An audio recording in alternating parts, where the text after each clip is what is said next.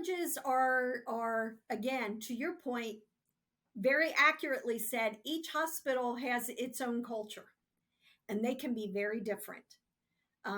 So again, you have to tailor your approach to read the room and speak in that type of cultural setting.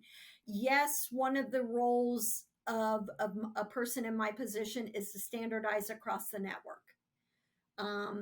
It's easier said than done. And it takes patience.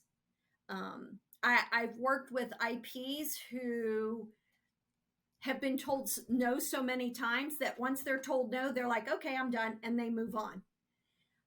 I am not like that.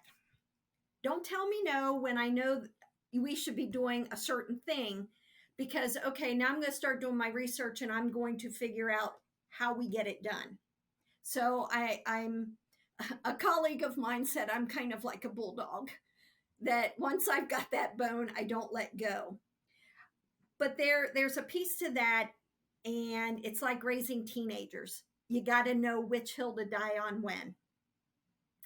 And so, for a person in a network role, you have to prioritize what you need to push when.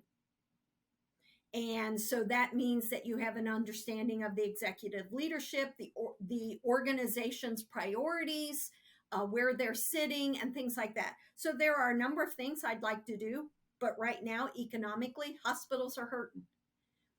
And so what I've told my team is it's on the back burner. It's not off the stove. You find the right time to bring something up, to seek for a change. And during that time, you're doing some, I call it under the water work in developing your supporting coalition.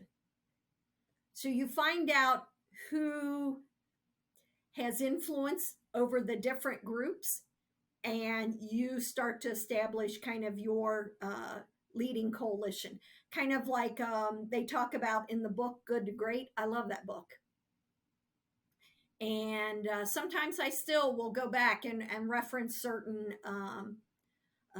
pieces of that book. But I would say if you want to be in a leadership role and you've not read the book Good to Great, I would suggest that you either get it as an ebook or as a hands-on book.